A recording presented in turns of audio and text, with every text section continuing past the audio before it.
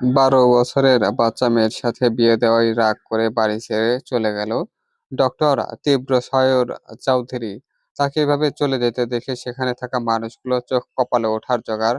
চৌধুরী বাড়ির প্রথম ফটক পেরিয়ে রাজকীয় গাড়িটা যেভাবে ধুলোয় উড়িয়ে বের হয়ে গেল তা দেখে স্পষ্ট বোঝা যাচ্ছে ভেতরে বসা মানুষের রাগটা কোনো সাধারণ পর্যায়ে নেই।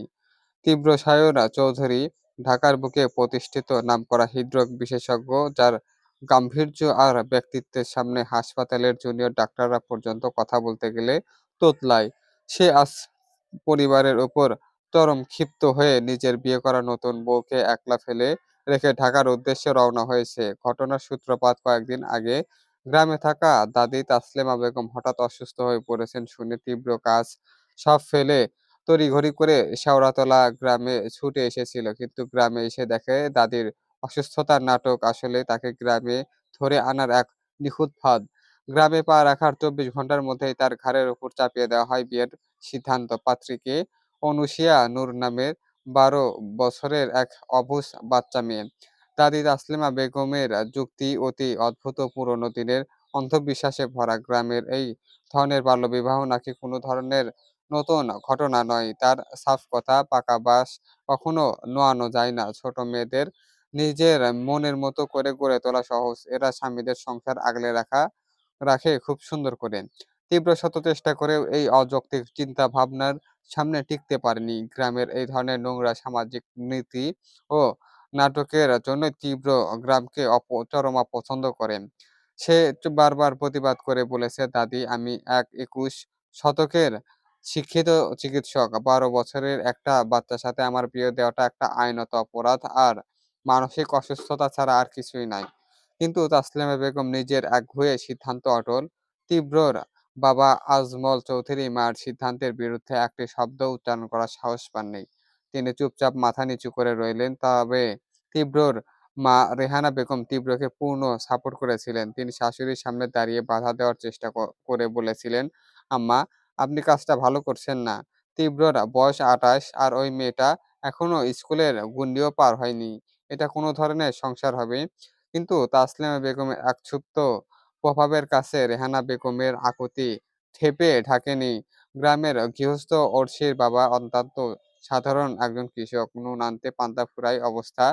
চৌধুরী বাড়ির মতো ধনী পরিবারের পক্ষ থেকে প্রস্তাব আসায় তার মেয়ের ভবিষ্যৎ সুরক্ষিত হবে ভেবে তিনি এত কম বয়সেই আরশিকে বিয়ের পিঁড়িতে বসিয়ে দিতে এক পায়ে রাজি হয়ে যান। ঘরোয়া আয়োজনে অতি দ্রুততার সাথে বিয়েটা সম্পন্ন হয়ে যায়। তীব্রকে এক প্রকার মানসিক চাপ আর জিম্মি করে এই বিয়ে রাজি করানো হয়।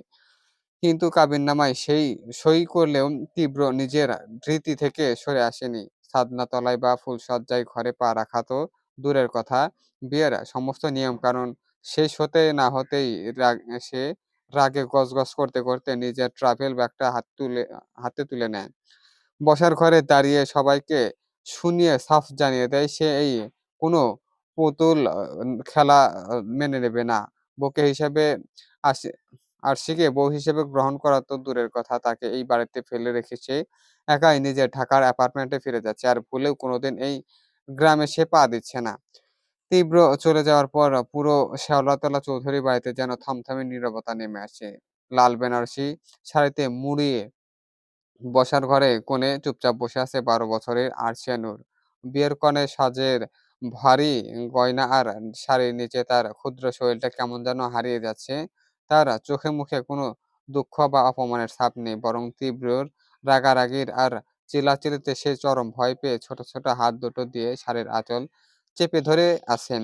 তার মেধা বা বয়স কোনোটাই এখনো স্পষ্ট নয় যে তার সাথে কি ঘটে গেল। তার মনে হচ্ছে সে হয়তো খুব বড় কোনো ভুল করে ফেলেছে, যার কারণে ডাক্তার সাহেব এভাবে চিৎকার করে চলে গেলেন। দাদি তাসলিমা বেগম উঠানে দাঁড়িয়ে রাগে ফুঁসছেন। তীব্র তার দেওয়া এত বড় সিদ্ধান্তকে এভাবে বুড়ো আঙ্গুল দেখিয়ে চলে যাবে তা তিনি স্বপ্নেও ভাবেননি।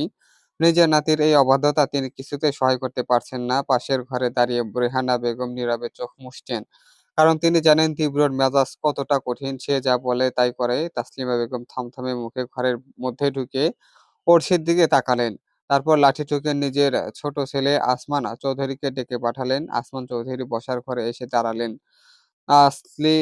তাসলিমা বেগম কঠিন গলায় আদেশ দিলেন, আসমান তুই কাল সকালেই নতুন বউকে সাথে নিয়ে ঢাকায় তীব্রর ফ্ল্যাটে যাবি, তীব্রর কাছে এই মেয়েকে দিয়ে আসবি। কথাটা শুনে বাসার ঘরে উপস্থিত সবাই চমকে উঠল।